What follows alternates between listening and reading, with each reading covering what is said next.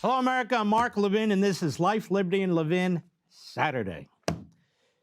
Well, there's a lot to talk about here, and I do things differently here, for better or worse, and I'm very lucky. I have this platform, and the folks here allow me to do it. In fact, I don't believe they've ever interfered with anything I've done or said. It really is an expression of free speech, and it is a fantastic opportunity, and I'm very grateful. As you know, we had this election in New Hampshire, and I think my friend David Brody summed it up best.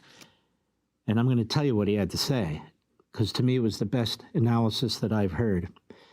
But then I want to put things in context, because the narrative we were hearing all night after this historic Trump victory was, but the moderates won't vote for him, but the independents won't vote for him, so he can't win. I was particularly hearing this from the left, liberal Democrat analysts, because they're looking to try and figure out how to get their man Joe Biden, how to slip him back in the Oval Office without him actually having to say anything. So my man David Brody says more than half of primary voters were not Republicans. The electorate was more moderate and liberal this time compared to in 2016 by 9 points.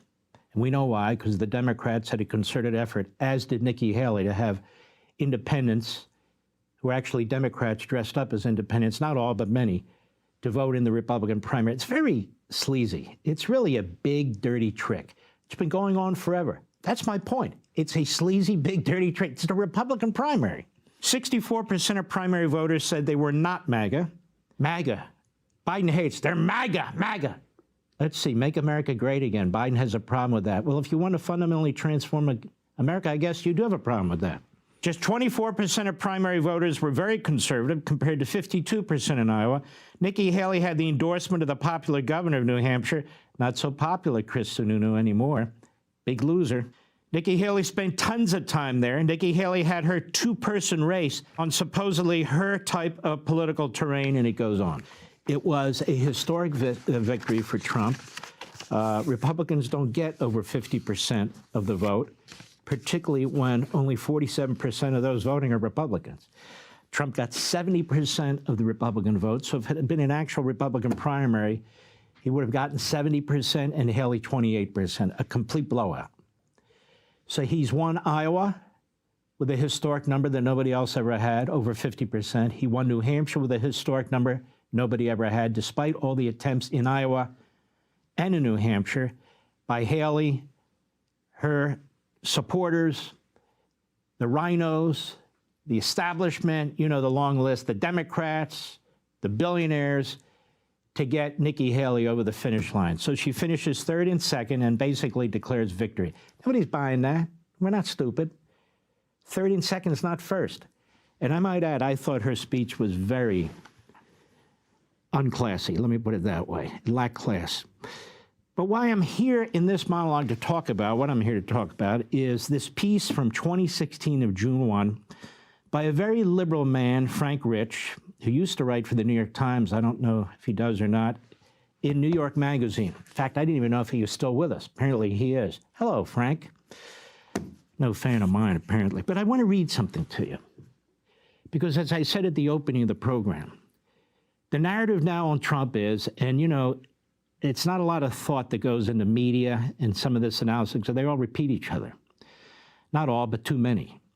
And it is Trump can't win suburban women. Trump can't win moderates. He can't even win people within his own party. Look at the polls. Look at the numbers. Check this out. The greatest vote getter in Republican history is Ronald Reagan. Even in a three-man race in 1980, he got a majority, 51%. And then, of course, in 1984, he almost got 60%, and he won 49 states. He almost won 50. Mondale State, if he had 1,500 more votes. Those are modern-day landslides, no matter how you count it. And he was a conservative. How did he do it? He reached out to these moderates and so forth. The same propaganda or wrong analysis or intentional effort to undermine Trump was used against Reagan. And that's the comparison I want to make. I don't agree with everything Frank Rich says because he's a leftist Democrat, but stick with me.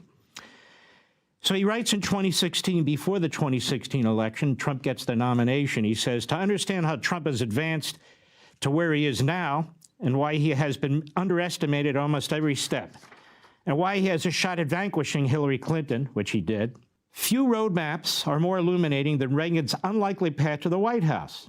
He says, in addition, I'm talking about Reagan, the candidate. Obviously, their personalities are different and there are other differences. But the nub, the core of this, is really, really very important to understand what's taking place. Reagan's and Trump's opposing styles belie their similarities of substance. Both have marketed the same brand of outrage to the same angry segments of the electorate. Again, forget about the cheap shots. Stick with me. Faced the same jeering press, yes. Attracted some of the same battlefront allies, yes. Roger Stone, Paul Manafort, and the late, great Phyllis Schlafly. Offended the same elites, including 2 generations of Bushes. Outmaneuvered similar political adversaries and espoused the same conservative populism. Craig Shelley, the expert on the Reagan presidency, a longtime Republican political consultant and Republican acolyte and historian, has written authoritative books on the presidential campaigns of 1976 and 1980 that serve as correctives to the sentimental revisionist history that would have us believe that Reagan was cheered on as a conquering hero by GOP elites during his long climb to national power. To hear the right's triumphalism of recent years, you'd think that only smug Democrats were appalled by Reagan, while Republicans quickly recognized that their party, decimated by Richard Nixon and Watergate, had found its savior. I've said this over and over again, but it may ring even truer coming from a leftist. It rings absolutely true and shows you how so much of the analysis is way off. He says grassroots Republicans whom Reagan had been courting for years with speeches, radio addresses, and opinion pieces beneath the mainstream media's radar were indeed in his camp. But aside from a lone operative, John Sears, Shirley wrote, the other major GOP players, especially Easterners and moderates, thought Reagan was a certified Yahoo. By his death in 2004, Shirley says they would profess their love and devotion to Reagan and claim they were there from the beginning in 1974, which is a load of horse manure. Even after his election in 1980, Shirley adds, Reagan was never much loved by his own party's leaders. After GOP setbacks in the 1982 midterms, a Republican National Committee functionary taped a piece of paper to her door announcing the sign-up for the 1984 Bush for President campaign. Shirley's memories are corroborated by reportage contemporaneous with Reagan's last 2 presidential runs. A poll in 1976 found that 90% of Republican state chairmen judged Reagan guilty of simplistic approaches, with no depth in federal government administration, no experience in foreign affairs. It was a little different in January 1980 when a U.S. News and World Report survey of 475 national and state Republican chairmen found they preferred George H.W. Bush to Ronald Reagan. One state chairman presumably spoke for many when he told the magazine that Reagan's intellect was thinner than spit on a slate rock. As Rick Perlstein writes in The Invisible Bridge, what he says is the 3rd and largest volume of his epic chronicle, The Rise of Conservative Movement, both Nixon and Ford dismissed Reagan as a lightweight. Barry Goldwater endorsed Ford over Reagan in 1976. Despite the fact that Reagan's legendary speech on behalf of Goldwater's presidential election, you may recall this speech too, A Time for Choosing, was the biggest boost that his so-called, he says, kamikaze candidacy received. Only a single Republican Senator, Paul Laxalt of Nevada, signed on to Reagan's presidential quest from the start. Paul Laxalt was my political mentor. And I was involved in the 76 and 80 campaigns. This is exactly 100% correct. What put off Reagan's fellow Republicans will sound very familiar. He proposed an economic program, 30% tax cuts, increased military spending, a balanced budget, whose math was voodoo, according to George Bush, of course, and then some. He prided himself on not being part of the Washington establishment, mocked Capitol Hill's buddy system, and its collusion with the forces that have brought us our problems, the Congress, the bureaucracy, the lobbyists, big business, and big labor. Like Trump, but unlike most of his and Trump's political rivals, Reagan was accessible to the press and public.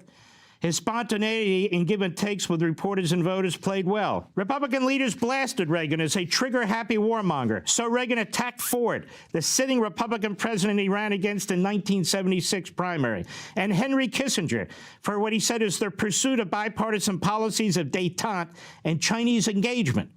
The sole benefit of détente, Reagan said, was to give America the right to sell Pepsi-Cola in Siberia. Pepsi-Cola in Siberia.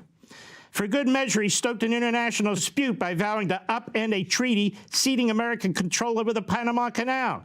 He said, we bought it, we paid for it, it's ours, and we're going to keep it. You can hear Donald Trump would have said the same exact thing. The Republican elites of Reagan's day were as blindsided by him as their counterparts had been by Trump. Though Reagan came close to toppling the incumbent president at the contested Kansas City convention in '76, the Ford forces didn't realize they could lose until the devil was at the door. A President Ford committee campaign statement had maintained that Reagan could not defeat any candidate the Democrats put up, listen to this, because his constituency is much too narrow, even within the Republican Party, and because he lacked the critical national and international experience the President Ford had gained through 25 years of public service. Ford dismissed him. They all dismissed him. And, of course, the press. Much of the press was slow to catch up, too, he writes. A typical liberal establishment take on Reagan could be found in Harper's, which called him Ronald Duck, the candidate from Disneyland.